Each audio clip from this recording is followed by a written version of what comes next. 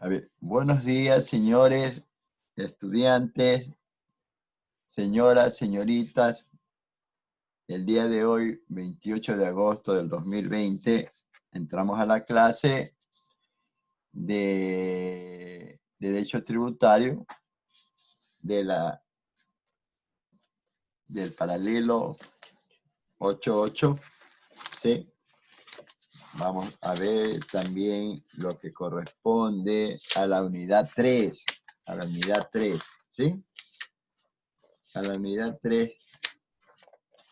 Vamos a ver, sí, sobre la descripción y procedimientos contenciosos, ¿sí? No sé, no me recuerdo si vimos sobre el recurso de queja. Vamos a compartir pantalla, ¿sí?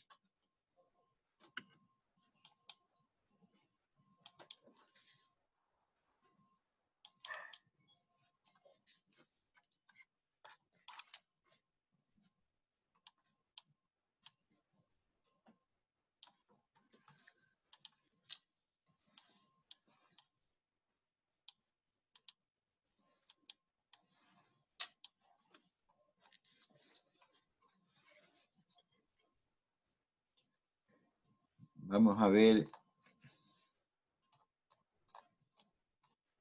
no recuerdo.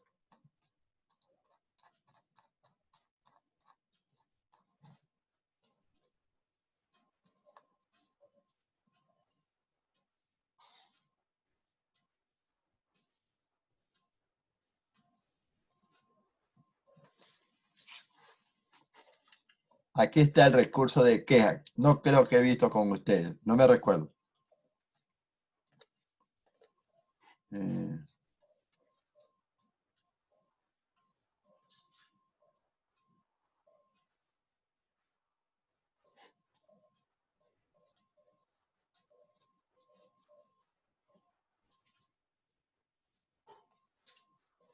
entonces, el recurso de queja creo que no he visto con ustedes. No recuerdo. Pregunta para todos.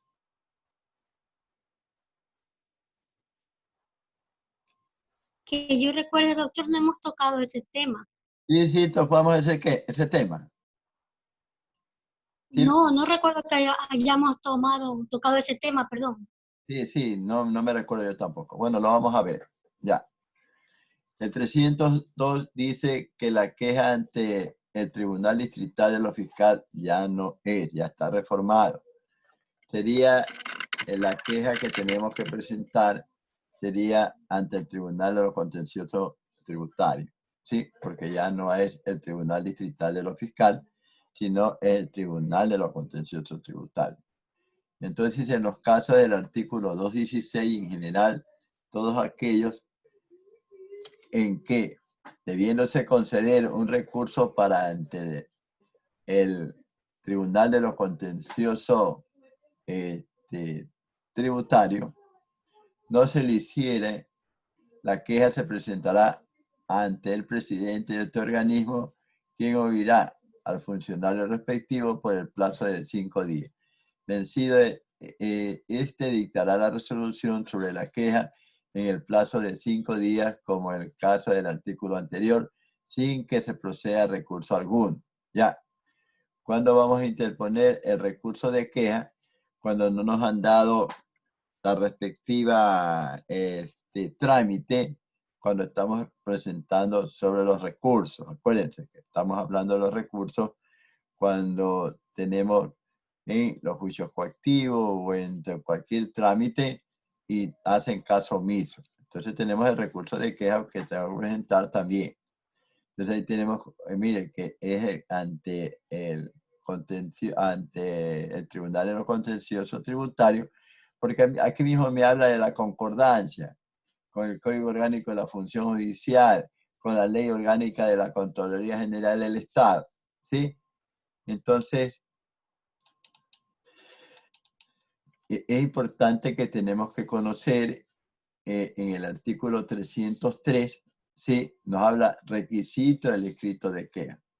El escrito de queja contendrá nombre y apellido de quien la proponga, con indicación del número de su cédula de identidad o ciudadanía. Por ejemplo, aquí mismo también ya esto de identidad, a veces hay situaciones que se quedan ahí y no existe una aclaración.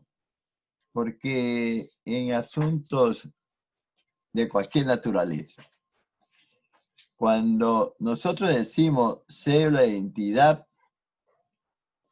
dentro de este documento, no todas son cédulas de identidad, porque la cédula que nos tenemos nosotros los ecuatorianos, que sabemos leer y escribir, ¿sí?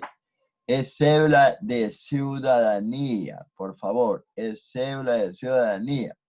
Y tenemos identificado que la cédula de identidad es para los extranjeros y para los iletrados. ¿Quiénes son los iletrados? Las personas que no saben leer ni escribir, ¿sí? Que a ellos se les pone la huella. Entonces, el registro civil les da una cédula de identidad que se diferencia a la cédula de ciudadanía. Si nosotros vamos a presentar una queja porque somos comerciantes, porque en los tributos siempre son las personas, los comerciantes o las personas que se dan. Entonces aquí debe decir el número de su cédula de identidad, como ya lo hemos visto en anteriores requisitos, que dice cédula de identidad, cédula de ciudadanía o pasaporte, ¿sí? Pero acá tenemos solo cédula de identidad.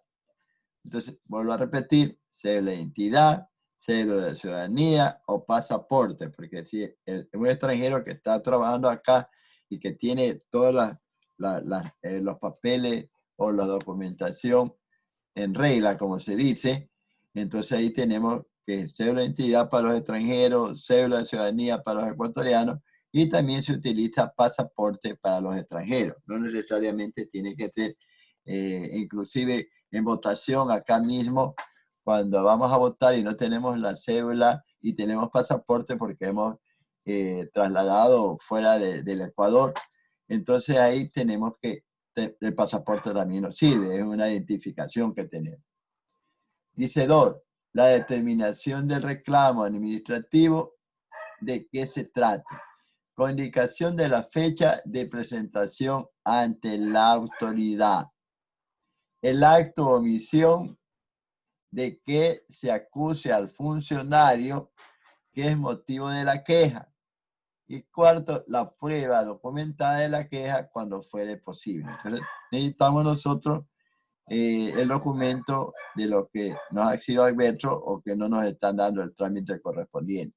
El escrito contendrá más la firma del recurrente y de su abogado y la indicación del domicilio judicial en que debe ser notificado, ¿sí?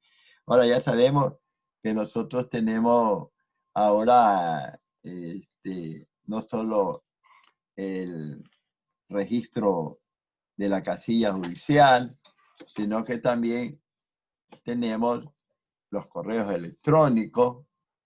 Entonces, también tenemos ahorita que además, yo por ejemplo con mis clientes, además de poner mi correo, también además de poner mi casilla judicial, también le pongo el correo de mi cliente. Entonces, si a la final se me escapa, y yo también le digo al cliente, también ayúdeme, porque también él puede ser que lo notifica a su correo. Entonces estamos, porque ya no es que solo el abogado le dejan el problema, nosotros también tenemos que ser claros con nuestros clientes. Le dejan el problema, a veces también el problema también es de nosotros los abogados, bueno, hay de todo, ¿sí? Entonces, porque hay abogados que si no le dan el 50% de los honorarios, no cogen el caso. Porque ahí le dejan, por ejemplo, tanto, son mis honorarios, y le dejan una cantidad que no corresponde, le dejan el problema y ahí el problema de los abogados. ¿Por qué les digo esta situación? Porque ahora con el Código Orgánico de la Función Judicial, si nosotros no nos preocupamos por los trámites de nuestros clientes, vamos a ser sancionados. Yo, por ejemplo, vamos a una audiencia y le decimos al cliente que la audiencia es a tal hora o la audiencia a tal hora, yo estoy ahí. Y si necesito poder o alguna situación, puedo actuar, pero ahorita con la oralidad tiene que estar el cliente ahí. Y si yo estoy ahí y no está el cliente, no es mi problema. Pero si está el cliente y no estoy yo, sí me puede sancionar. Sí me puede sancionar. Incluso cuando ya tenemos un cliente, tenemos que decir, señor juez, señora jueza, ya no puedo localizar al señor fulano de tal, por lo tanto, dejo de ser su abogado. Tenemos que dejar a otro constancia, porque si fallamos alguna cuestión, porque ahí nos dejan el problema y se van, y se olvidaron. Entonces a veces también nosotros también cometemos el error porque no le hacemos firmar nada. Ya ahorita en la actualidad se está haciendo firmar un contrato para cobrar honorarios. También tenemos que ver dónde lo localizamos, porque nos da el teléfono celular, no nos contesta. Tenemos el teléfono de la casa, no nos contesta. Ya me llama el abogado porque me quiere sacar plata. Y no es así, porque otro dice la Constitución, todo trabajo es remunerado. El médico, antes de entrar a la consulta, ya la enfermera que está en el consultorio, sí, ya lo tasó a uno. Déjemelo de la consulta, espere el turno. Nosotros no. Pero también la culpa es de nosotros, a ver, porque la mayoría de los abogados no se cobra consulta. Nos hacen la consulta y llevan el trabajo a otro abogado. Entonces yo le digo, bueno, ¿quiere que yo le lleve el tema o no? ¿Sí? Porque andan viendo precios a ver quién le cobra y lo barato sale caro. Ahorita están haciendo juicios de divorcio por $100, por 150. Sí, está bien, pero le sacan en cada escrito que hay que dar al juez, que hay que dar al secretario, que hay que dar al amanuense, le sacan más de lo que uno le pide. Entonces, cuando yo les pido mis honorarios por tal trámite, yo lo que hago es decirle, aquí usted no me tiene que dar nada, sino que, a ver, yo ya está todo lo que yo tengo que hacer. Le cobro $100, pero a cada rato le hago escrito. Es que déjeme $10 para el carro que tengo que dar el escrito. Olvídese, le hacen 20 escritos, ya son 200 al mes. Entonces, a veces los clientes quieren que lo engañen también. Y a veces también abogados que también se ponen de acuerdo, hay de todo, hay de todo. Pero ya no lo busca más, pues, el cliente ya no lo busca más. Entonces vamos viendo el 304, que nos habla de la queja infundada. Quien hubiere propuesto una queja infundada será sancionado con multa de 40 a $400 de los Estados Unidos de América. No es de Norteamérica, es de América. Por favor, si ustedes no creen lo que yo digo, vean, nosotros estamos dolarizados. Entonces vean los billetes y va a ver lo que dice ahí. Estados Unidos de América, pero unas personas acostumbramos que ir a Estados Unidos de Norteamérica porque está en el norte. No, es Estados Unidos de América. Sin perjuicio de las otras sanciones a que haya lugar. ¿Sí? Tenemos el Código Orgánico de la Función Judicial. ¿Sí? Y vamos a ver en el capítulo 8 del pago indebido, procedencia y prescripción. Tendrán derecho a formular el reclamo o la acción de pago indebido o el pago en exceso. Acuérdense que eso sí hemos visto, ¿sí? La persona natural o jurídica que efectuó el pago a la persona o a nombre de quien se lo hizo, si el pago se refiere a deuda ajena, sin que haya obligación de hacerlo, en virtud del ordenamiento legal, solo podrá exigirse la devolución a la administración tributaria que recibió el pago. cuando se demuestre que se lo hizo por error, porque lo puedo hacer por error. ¿A quién le pasa esto? ¿A quién le pasaría esto? Pregunto. A ver, señores. ¿A quién le pasaría esto? Por favor, pregunta para todos. Sobre este asunto, ¿a quién les pasaría? ¿Tienen idea? Cuando una empresa pues declara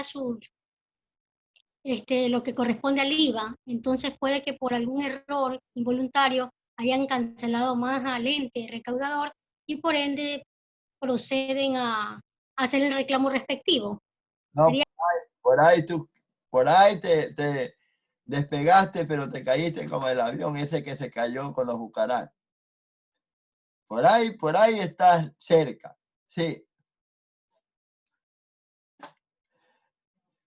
Voy a seguir y después explico. La acción de pago indebido o el pago en exceso prescribirá en el plazo de 3 años.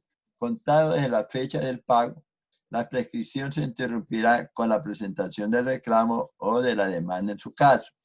En todo caso, quien efectuó el pago de la deuda ajena no perderá su derecho a demandar su devolución al sujeto legalmente obligado ante la justicia ordinaria conforme a lo previsto en el artículo 26. A ver, les digo, cuando tengo una empresa o cuando soy persona natural o por cualquier circunstancia, yo aquí contrato a un contador. ¿Es o no es así? ¿Sí? Con Verónica, con usted estoy hablando. ¿Sí? Sí, doctor, así es. Es el que Contratamos, lleva, contratamos a un contador, porque él es el que nos va a llevar las cuentas. Él es el que nos va a hacer la declaración de impuesto a la renta. Él es el que nos va a hacer los pagos del IVA que tenemos, porque él es el contador, es el que lleva las cuentas. ¿Sí? Pero el contador es como los abogados. Yo no puedo vivir de un cliente. ¿O cree que podemos vivir de un cliente? No, pues. Entonces, ¿qué pasa? Que el contador no es contador de esa empresa, sino solo depende de la capacidad de trabajo que realice la empresa. Pues. Si es una empresa grande, yo entonces me dedico a esa empresa porque mis honorarios o mi sueldo sí va a ser alto. Sí va a ser alto mi sueldo. Pero si soy contador, entonces voy a tener empresas pequeñas. Tengo que tener 4 o 5 empresas pequeñas que me va a redondear mi sueldo. Entonces me puedo decir que me equivoqué, ¿sí? Porque ya, los pagos los hacemos por tercero. ¿Usted cree que la ley obliga a todas las personas que tienen que pagar sus tributos? No, porque el pago lo puede hacer cualquiera. Acuérdense, ya hemos visto que el pago de los tributos lo puede hacer cualquiera. Hagamos un ejemplo chiquito. Los predios. Los predios. Sí, ese es un tributo que tenemos que pagar. ¿Sí? sí, Le dice usted a un familiar, ¿te vas al centro? Sí, mira si te vas por municipio y págame el previo. Entonces, la ley no les, eso es pago por tercero. Y la mayoría hace eso. La mayoría hace. Los pagos no lo hace la misma persona. ¿Sí? Entonces, por ejemplo, el contador se equivocó y por pagarle a la compañía,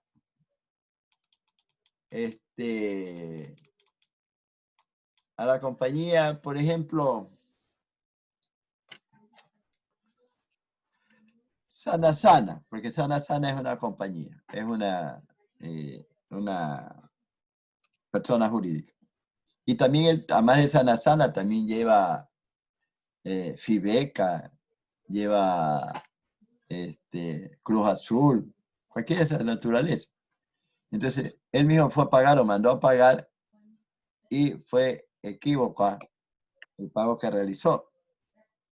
Entonces ahí tiene que decir, señor, me equivoqué en el pago de tal cosa. Porque cuando usted va a pagar, no sé si ustedes se han podido dar cuenta, que le reciben el billete. Nadie le rechaza. Nadie le rechaza. Nadie le rechaza. Cogen el billete y cobran. Lo que hacen, viene usted va a pagar y ellos cobran nada más. ¿Sí? Entonces, esto pasa. Doctor, perdón que le interrumpa, pero esto sería en el caso de, por ejemplo, como usted dice, los predios, que le podemos decir a otra persona, familiar o particular, que nos haga ese favor de cancelarlo. Pero en el caso de lo que yo decía, las declaraciones del impuesto a la renta o del IVA, esto se hace mediante formulario, pues, doctor. Correcto. Entonces ahí ese formulario está ya elaborado por una persona responsable de realizarlo, de llenarlo, y por ende a él sería la persona a la cual se iría el pago, o sea, exigirle la devolución, o a la vez es la persona que ha cometido el error dentro de una empresa. Pero por eso te digo, aquí dice, solo podrá exigirse la devolución a la administración tributaria que recibió el pago, cuando se demuestre que se lo hizo por error. Cuando se demuestre que lo hizo por error. Por ejemplo, usted está trabajando conmigo, ¿sí? Entonces, me dice que tengamos, yo también soy contador, tenemos una empresa de auditoría o tenemos una empresa de contaduría. Entonces, usted me dice, mañana me vence. Hoy se equivocó, yo confío en usted. Entonces, el valor que le puso a la compañía que le tocaba poner, mire lo que me pasó a mí ahorita mismo, que estoy pidiendo que me habiliten la plataforma de las notas, por eso no sé si ustedes ya estuvieron allá, de un señor que tenía 9 y se me equivoqué y le puse 00. Y estoy pidiendo que me hablen la plataforma. Entonces ese error es un error de buena fe. Nosotros cuando estamos como abogados tenemos que decir que es error de buena fe. ¿Sí? Esa es la defensa que salimos. ¿Sí? Es error de buena fe. ¿Sí? Esa es la defensa. Siempre tenemos que salir con esa defensa. Error de buena fe. Porque, como les vuelvo a repetir, usted me dice, ya está el formulario, correcto, lo que usted me está diciendo, pero la cantidad fue diferente, pues. Entonces yo confío en usted, pues, ¿o no? Ese es el pago de tercero. Ese es el error, cuando dice, cuando se demuestra que se lo hizo por error, y ahí que se aplicamos, error de buena fe, siempre. No es que nosotros no vivimos de un cliente. No vivimos de un cliente. Usted llenó el formulario y ahora que se paga por banco. El banco le objeta. Abogado, ya mandé la transferencia al SRI. ¿Y por cuánto mandaste? Creo que fue por 3.500. ¿De qué cliente? De la mueblería Palito. Oye, pero mueblería Palito no paga tanto. Ay, abogado, contador o jefe, como quiera, economista, ingeniero. Es que me parecía que era del señor Vaquerizo y me confundí con mueblería Palito. Entonces ahí tengo que hacer que me devuelva, porque fue una devolución. Porque el que cobra no está viendo, pues. Entonces no está viendo cuál es el valor. Como usted dice, el formulario correcto. Pero la cantidad que va a pagar el formulario no lo dice, pues. ¿O lo dice el formulario? Verónica, contésteme.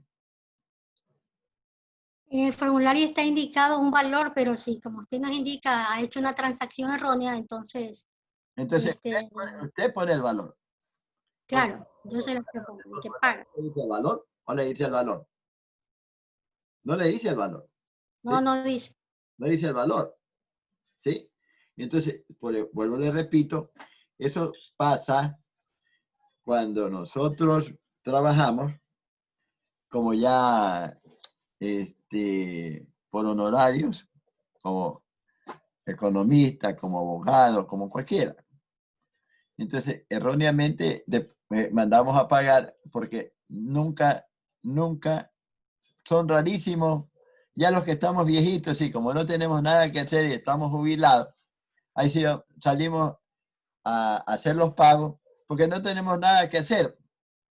Hoy día tengo que pagar la luz, hoy día tengo que pagar el teléfono, entonces va uno mismo. Entonces ya pagamos la planilla de nosotros. Pero cuando estamos, estamos jóvenes o estamos trabajando por cuestiones de trabajo que lo hacemos, entonces eso es pago por tercero, porque cualquiera puede hacer el pago. Ya hemos visto en el Código Tributario que no tiene que ir a pagar el mismo contribuyente o el mismo responsable. Siempre mandamos a alguien, ¿sí? Hay una cola inmensa ahí. A ver, ven, fulano de tal. Tú vas al centro, sí, anda, paga eso. Como usted me dice. Le pasan a uno, por eso unos señores, señoras, señoritas, tenemos que revisar. Porque después, ahí viene yo sí, ya he pasado por tantos problemas. Yo todo lo que firmo reviso, pero reviso bien. Y soy temático. Nosotros no. ¿Dónde firmo? Incluso hay personas que han tenido problemas y medio, 10.000 problemas, porque le dicen, le pasan al apuro. Y a veces el que quiere hacer algún daño, que cogen y le dan a uno, apúrese, apúrese, apúrese que hasta hoy día nomás tengo el plazo. ¿A dónde firmo? ¿A dónde firmo? ¿O no es así? Entonces el error a veces no lo comete el jefe o quien haga, sino que la persona que llevó. Entonces lo que hacen es coger y poner cara de aguacero. Discúlpeme, se está grabando, pero ¿qué me importa que se grabe esto? Ponen una cara de aguacero y ¿qué dice? El error es humano. ¿O no? El error es humano. Primera vez que me equivoqué. A ver, vamos a ver qué hacemos. Porque ya hemos pagado erróneamente. Entonces aquí dice, cuando se demuestre que se lo hizo por error. ¿Sí? Entonces ahí pedimos la devolución. ¿Sí?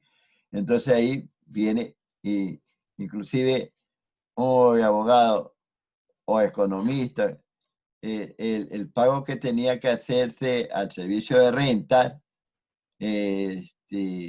ya estaba prescrito y ya lo pagué.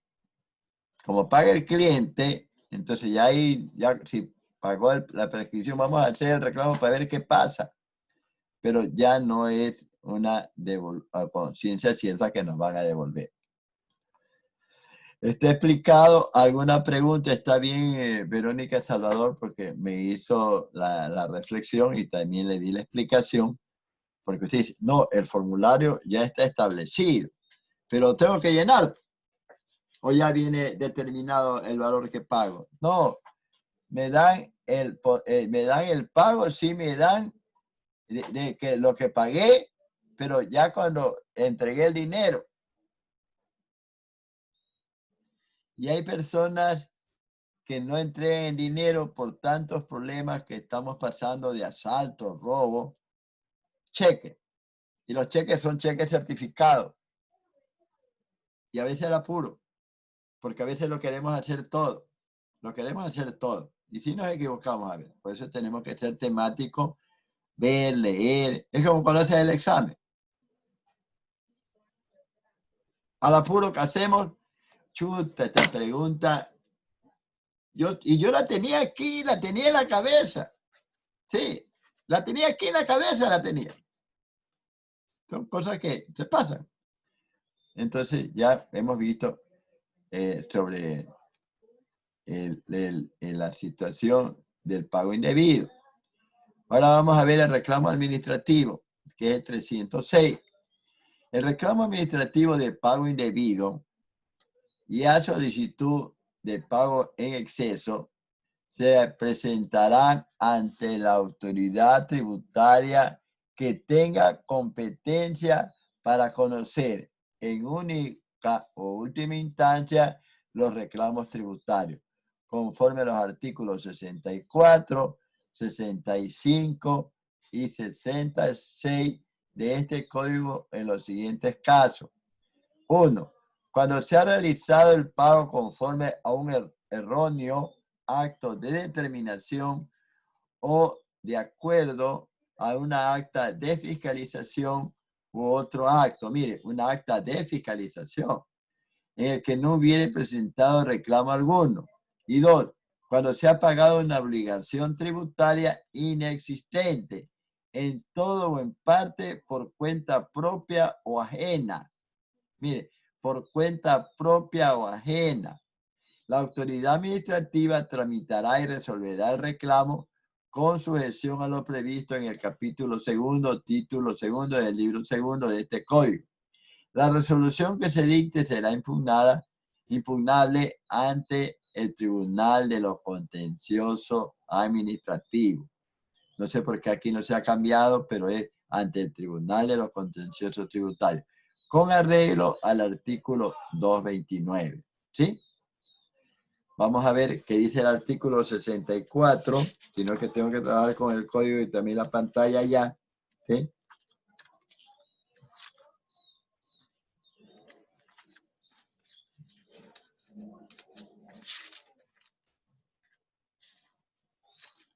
Entonces dice el artículo 64, que no habla de la administración tributaria, dice: Administración Tributaria Central. La dirección de la Administración Tributaria corresponde en el ámbito nacional al presidente de la República.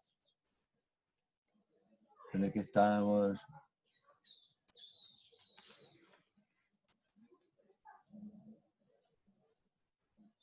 No.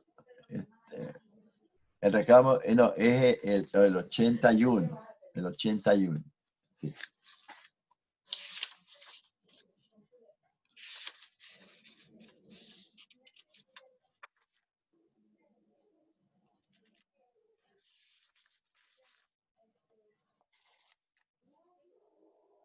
El 81 dice forma y contenido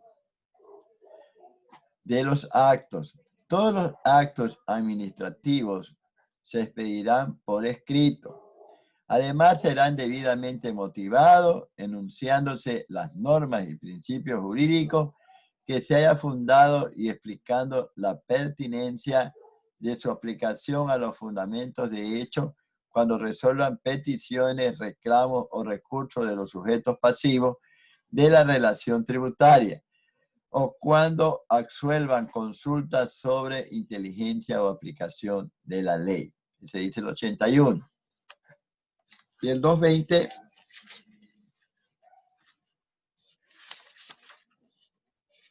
nos habla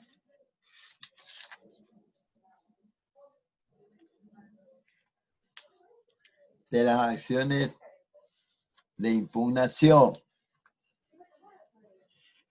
Dice: la jueza o juez de lo contencioso tributario es competente para conocer y resolver las siguientes acciones de impugnación propuestas por los contribuyentes o interesados directos. 1. De las que formulen contrarreglamentos, ordenanzas, resoluciones, de las que se propongan contra los mismos actos indicados en el ordinal anterior, por quien tenga interés directo, sea por entidad representativa. El 3 dice: los que plantee contra resoluciones, tampoco es. De las que formulen contra un acto administrativo por siniestro administrativo, tampoco. De las que propongan contra decisión administrativa dictada en el recurso. De las que deduzcan contra resoluciones administrativas. De las que presenten contra resoluciones definitivas, de las demás que establezca la ley. Sí, de los pagos indebidos, que le dice que quién es, ante quién tenemos que presentar este reclamo administrativo. Primeramente es ante la entidad donde tiene que haberse hecho el pago por cualquier tributo, ¿sí? Entonces, si ellos no nos dicen no, porque siempre es la negativa. Bueno, yo también siempre les he hecho la explicación que nosotros tenemos una petición y el derecho de petición nos asiste a todas las personas, ecuatorianos y extranjeros, ¿sí? el reclamo, la solicitud, todo eso se llama derecho de petición. Ese derecho de petición, ante quien lo presentamos, él nos va a resolver en forma favorable o en forma desfavorable, porque nos puede conceder o nos puede negar, pero el derecho de petición lo tenemos todo, puede ser erróneamente. Entonces nos dice, usted no se ha dirigido bien, pero tiene que contestar, ¿sí? En cualquier circunstancia, no solo en cuestiones tributarias, sino en general, ¿sí? Nos podemos equivocar. Entonces, el derecho de petición nos asiste en todos los aspectos, no en las cuestiones tributarias, sino en forma general. Ahora, ante quién nos dirigimos, es que tenemos que ver que si nos acepta o no. Por ejemplo, yo pido un escrito a la superintendencia de compañía sobre unas acciones de una compañía X y la superintendencia de compañía me la niega porque dice que no soy accionista o no tengo la capacidad para solicitar, me la niega. Entonces, pero voy y repito, el derecho a petición lo tenemos todo en todos los ámbitos, ¿sí?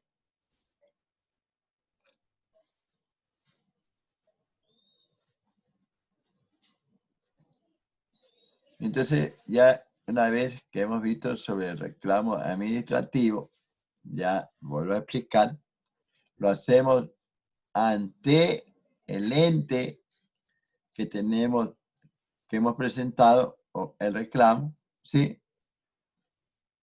Tenemos que ver a dónde lo hicimos, ante el mismo tenemos que presentar. Una vez que ha sido negada, ¿sí? Entonces ahí nos vamos al Tribunal de lo Contencioso Tributario. No es Tribunal Distrital de los Fiscales, claro. Es Tribunal de lo Contencioso Tributario, ¿sí? Entonces acá tenemos, vamos a ver sobre las acciones directas o pago indebido. Mire que todo lo que nos dice también tiene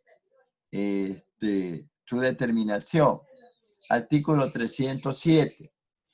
Por acciones directas de pago indebido o de pago en exceso, porque también puedo pagar en exceso, proceden las acciones directas de pago indebido o de pago en exceso ante el Tribunal de lo Contencioso Tributario cuando el pago se lo ha verificado después de dictar la resolución administrativa en el reclamo que se hubiere presentado conforme al artículo 115 y siguiente de este código, haya o no transcurrido el plazo previsto para su impugnación.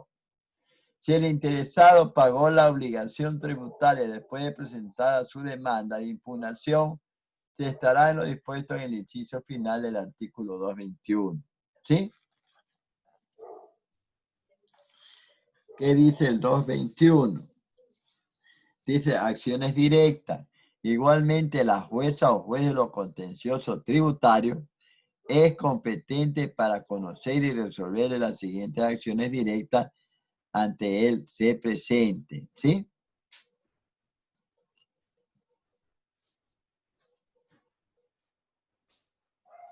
Tenemos de las que se buscan para obtener la declaración de prescripción de los créditos, que ya hemos visto que los cobros de los tributos prescriben en 5 años. Ya lo hemos repetido por varias ocasiones, ¿sí?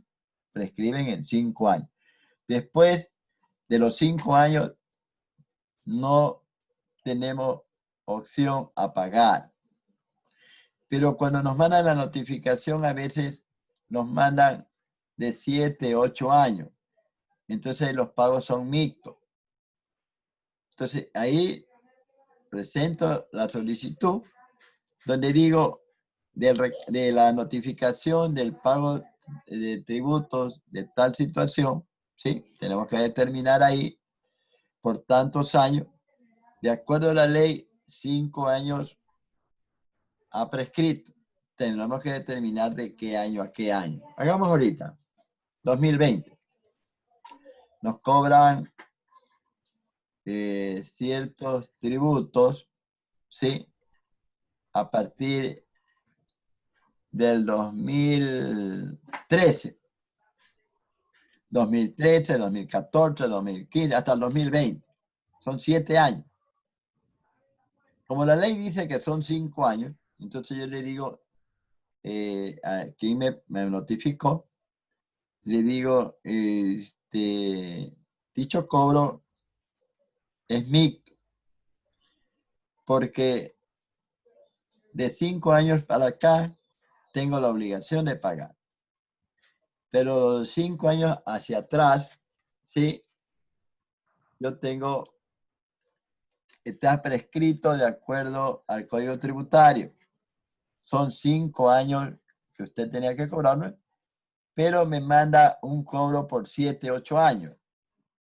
Entonces, ese reclamo tienen que ver, pero con signo por los 5 años restantes, ¿sí? Pero también dejo abierto la prescripción de los 2 años. Ese es un derecho de petición. Ese derecho de petición tendrán que resolver a quien corresponda, ¿sí? Ahora, puede ser que me nieguen. Puede ser que me nieguen. Porque a veces la audacia es cosa seria. No procede el reclamo. Entonces, ante tal situación, yo tengo que ir ¿a dónde? Tengo que ir, desgraciadamente, a demandar. Ahora también depende del valor. Depende del valor. ¿Sí? A veces mejor lo pagamos. Porque, supongámosle que eso me pasó a mí personalmente, que había prescrito la acción de cobro. Pero era $20. Entonces a veces las personas dicen,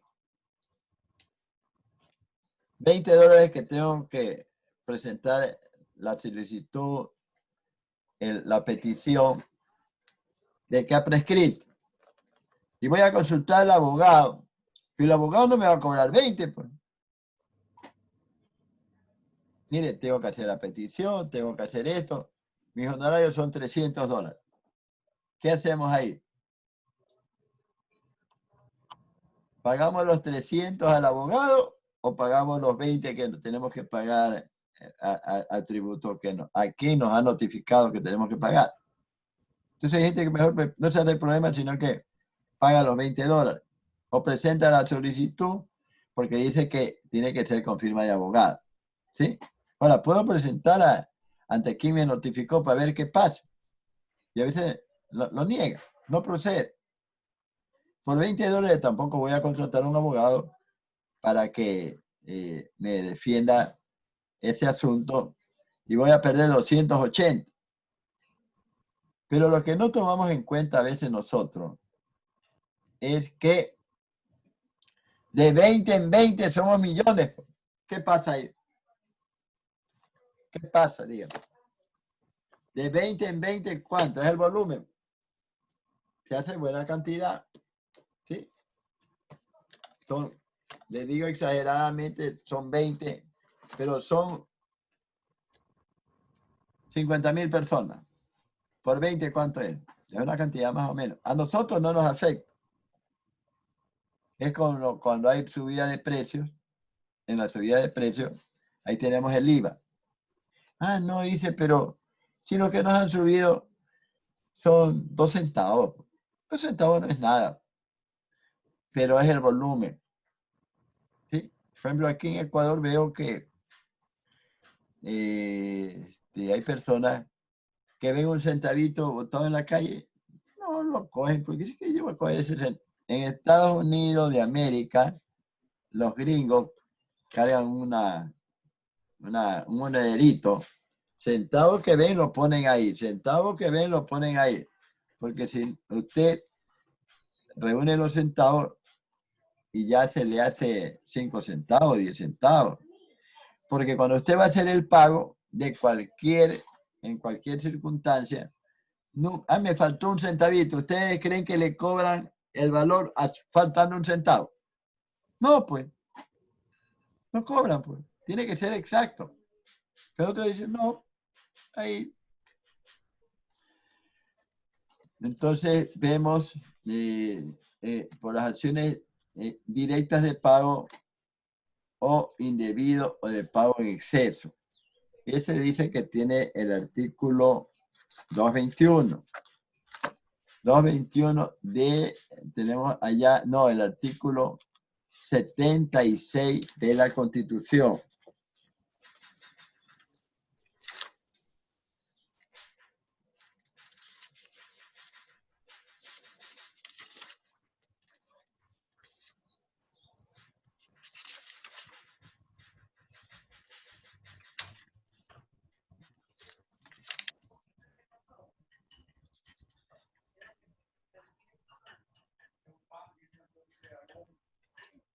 El artículo 76 de la Constitución dice: garantía básica del derecho al debido proceso.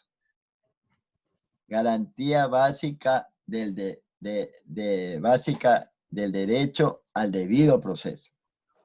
En todo proceso en el que se determinen derechos y obligaciones de cualquier orden, se asegurará el derecho al debido proceso, que incluirán las siguientes garantías básicas. 1. Corresponde a toda autoridad administrativa o judicial garantizar el cumplimiento de las normas y los derechos de las partes. 2. Se presumirá la inocencia de toda persona y será tratada como tal, mientras no se declare su responsabilidad mediante resolución firme o sentencia ejecutoriada. Eso también abarca, acuérdense, en materia penal. Tiene que estar ejecutoriada porque hay las apelaciones. 3. Nadie podrá ser juzgado ni sancionado por un acto de omisión que al momento de cometerse no esté tipificado en la ley como infracción penal, administrativa o de otra naturaleza, ni se aplicará una sanción no prevista por la Constitución o la ley. Solo se podrá juzgar a una persona ante un juez o autoridad competente y con observancia del trámite propio de cada procedimiento. Mire, nosotros no podemos ser juzgados 2 veces, pero ustedes a veces manifestamos las personas o los abogados, nadie sabe, nadie puede ser juzgado 2 veces. Pero ¿dónde está el artículo? Pues eso es lo que tenemos que ver nosotros. A ver, entonces ya, ahorita lo acabamos de ver, el numeral 3 del artículo 76 de la Constitución. Anótenlo. Numeral 3 del artículo 76 de la Constitución, donde dice: nadie podrá ser juzgado ni sancionado por un acto de omisión que al momento de cometerse no esté tipificado en la ley, como infracción penal, administrativa o de cualquier orden de naturaleza, ni se le aplicará una sanción no prevista por la Constitución o la ley. Solo se podrá juzgar a una persona ante un juez o autoridad competente y con observancia al trámite propio de cada procedimiento. Entonces, no, es que dice, ¿pero dónde está? Pues el abogado siempre tiene que saber dónde está la norma en que estamos haciendo el reclamo, que estamos tanto acusando como estamos siendo acusados, ¿sí? Dice 4. Las pruebas obtenidas actuado con violación de la Constitución o la ley no tendrá validez alguna y carecerán de eficacia probatoria, ¿sí? Con violación, ahí nos habla. 5. En caso de conflicto entre dos leyes de la misma materia que contemplen sanciones diferentes para un mismo hecho, se aplicarán al menos riguroso, aun cuando su promulgación sea posterior a la infracción. En caso de duda sobre una norma que contengan sanciones, se le aplicará en el sentido más favorable a la persona infractora. Eso también es importante conocer. Es la que menos, la que más le favorezca, incluso en materia penal. en materia penal, por ejemplo, ahorita mismo, ¿ve? Después les hago el comentario, ¿sí? Hay unos que recién están entrando con el ceviche a la clase. Recién están entrando. Ahorita, ya son 9:04. Y ya mismo ellos son los primeros que dicen, abogado, ya se terminó la hora. Doctor, recuerde que tienen clase de otros chicos de administración y ya han pasado las semanas anteriores que han ingresado chicos de otra facultad. Así es, mi hijita, yo no digo lo contrario. Bueno, puede ser que se dé el caso, porque... Pero tiene que aceptarlo, si no, no hay ingreso. No, pero los últimos que entraron, no sé, Edwin Manzano de aquí, Alexandra Bermúdez de aquí, Amparo Barrera de aquí. Entonces, ¿cómo usted me puede decir? Porque yo aquí estoy en la pantalla, pero usted no me está viendo aquí en los aceptos. Entonces, Alexandra Bermúdez es de otros cursos. ¿Quién salió? Soy del curso, pero yo estoy conectada desde el inicio de la clase. Pero aquí están los últimos que puse acá, ya sé, pero ellos dicen que son de otras. No, doctor, yo también estoy, creo que de las 8 en punto. No, No, yo decía porque otras veces ha pasado, pero si son las compañeras, enhorabuena. Mi abuelita también le pasó varias cosas, güey. Sí. Es como, acuérdense, cuando manifiestan que nació un niño ojos verdes. Y dice la mamá, es que ustedes no saben que mi bisabuelo fue ojos verdes. ¿Y quién no conoció al bisabuelo si el bisabuelo ya estaba bajo tierra? ¿Sí? Es que en la familia pasa esto. Hay excusas. Todos tenemos excusas. ¿Sí? Nació negrito. Es que él solo volvió así. Acá lo mismo. ¿Sí? Bueno, nos vemos 307. ¿Sí? Apunten, señores. Porque a veces ya le digo, tengo 2 cursos. También doy clase en Babahoyo. O sea, tengo un poco de cosas que hacer. Por eso es que a veces les pregunto. Vamos a tomar lista. No, si yo sé que con ustedes ya hicimos un foro, ¿no? Y no se olviden.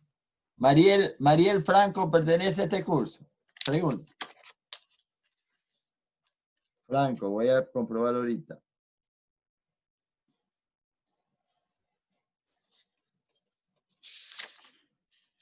Parece que sí, ahorita sí. Mariel Franco, no sé. Sí.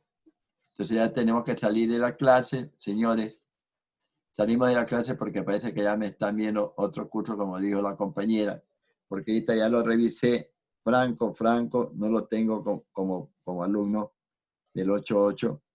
Entonces, señores, nos vemos la otra semana. No voy a tomar lista porque ya veo que están entrando a otra clase, ¿sí? Bueno, señores, nos vemos la próxima semana. Muchas gracias. Gracias, doctor.